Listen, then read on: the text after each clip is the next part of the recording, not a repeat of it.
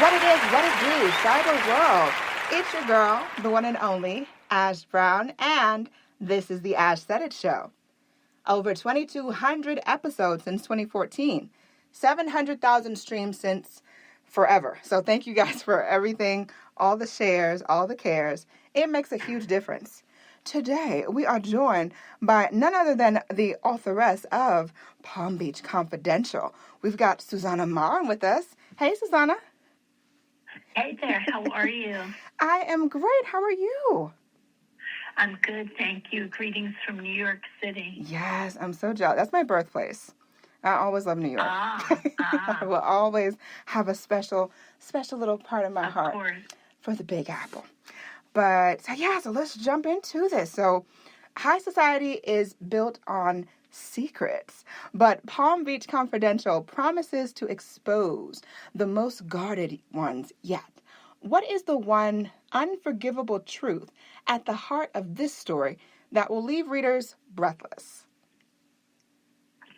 So what's, to me, interesting, even though, of course, I wrote the book, but I hope readers will agree, is the idea of a mother who's turning 60 in Palm Beach. She's, in this supposedly perfect, rarefied world, and her 3 adult daughters. She had the first 2 daughters very early, so she was a very young mother, and she comes from a fictive town on the Gulf in Florida, and here she has gotten by hook or crook, and that's part of the story. How did she really get there, and what did she leave behind?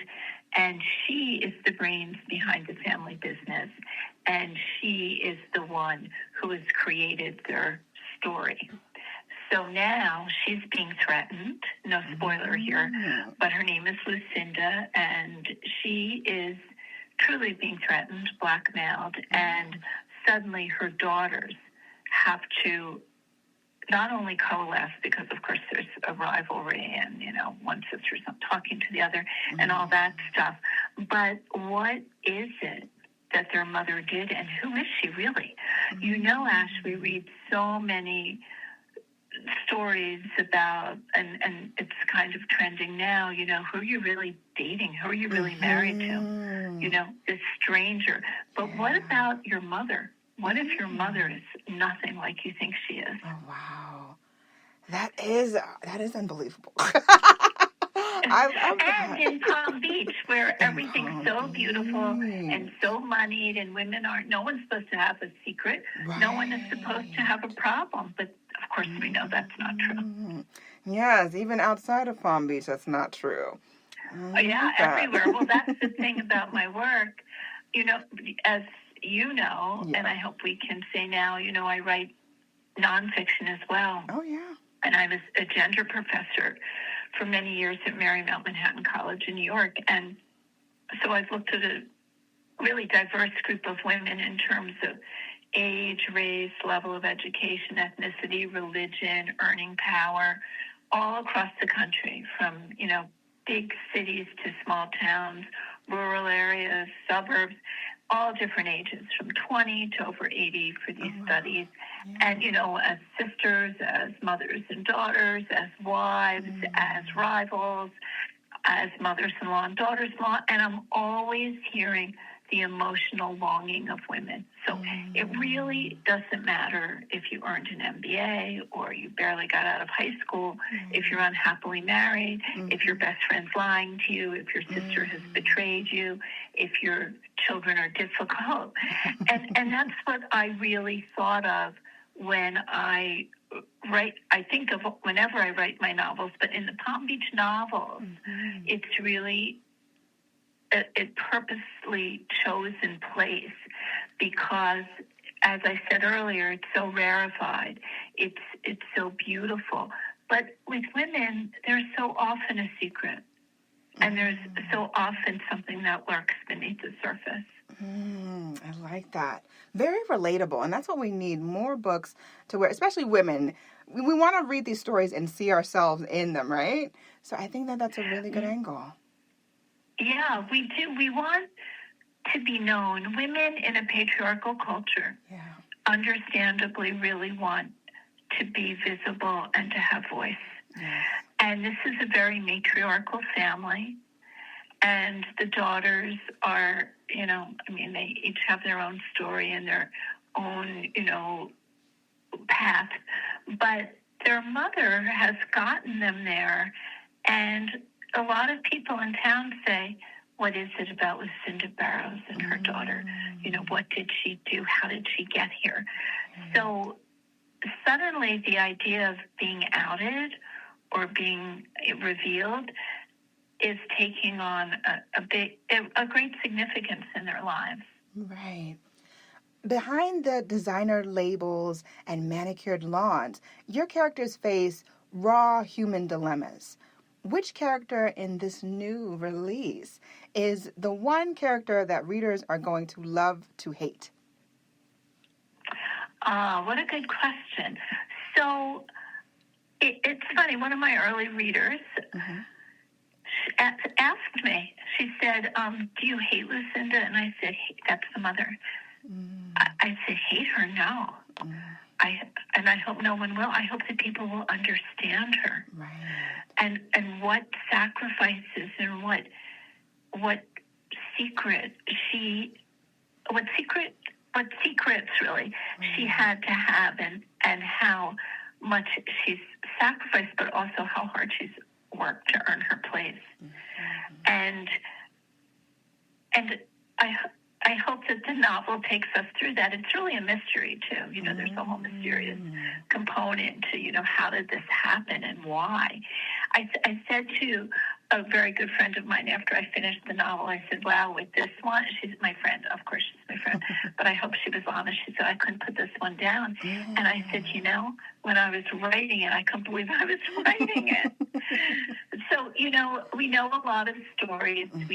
We know the tropes, but this one is really, it has a very surprise component to it. Fans love the authenticity of you world building, these worlds that you create in every story.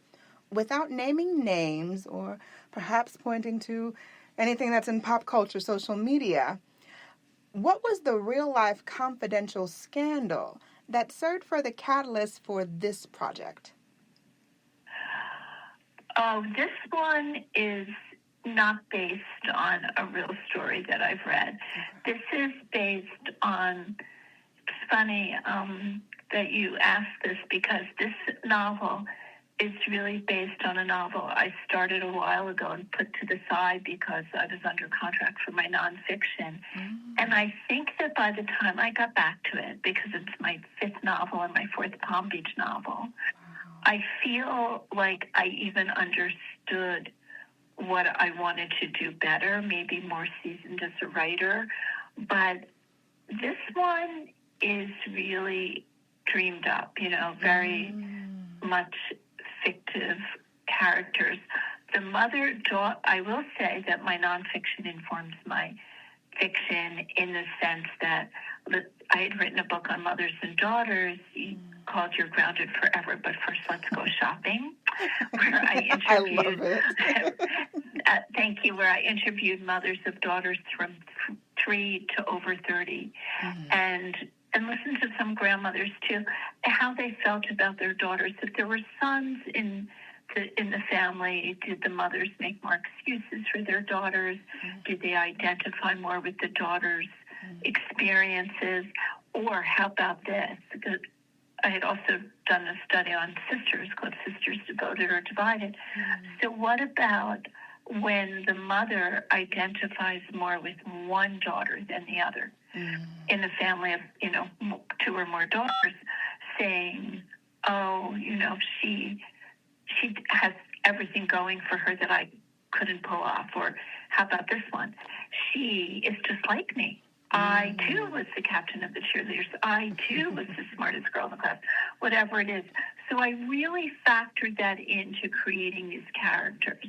The idea of the 3 sisters and that Maribel, the eldest, is, she's now a widow, a young widow. She's 42. And, of course, what really happened to her husband. And then Raleigh, who you'll learn very quickly reading the novel, the youngest sister who managed to have an affair with her favorite sister Maribel's husband, and then he died. I know, it's so juicy. And then Caroline, the middle sister, who is really always trying to keep things on track. She's the CEO of the family company. Barrows is the name of it. She has children, and she tries to be the perfect mother to two daughters who are 9 and 11. She really works hard for her sisters to, not be angry. Maribel and Raleigh, and that's part of the story too. I mean, what kind of betrayal? You asked me, like what goes on, the level of betrayal, and what is loyalty, and what is, protecting yourself in a family. Absolutely. The book is Palm Beach Confidential, The Most Dangerous Betrayals Come from Those Closest to Home. Susannah, let everyone know the best way that they can get their copy today. Amazon for sure, or your local bookstore will have it or will order it, including Barnes & Noble. And it would be great to hear from readers by, through Instagram or my website. Okay. Sounds like the plan. Susannah, thank you so much for coming through. I love this juicy gem that you've dropped on us. I can't wait for you to come back with the next one. I know it's in the works, or it's circulating right You're now. Right. So we would love to have You're you right. back to talk about it. Would love that. Thank you so much for inviting me on. Thank you. And I appreciate each and every one of you guys. Thank you so much for your love and support. Keeping in mind, anyone to tell you that you can't do what you want to do, you look them square in the face, you tell them, don't believe me, just watch. Watch what I do. Watch me make it happen. Watch me make history. That's what we're doing this for, the history books. Social media is nice, but real life is so much better. Until next time, you guys.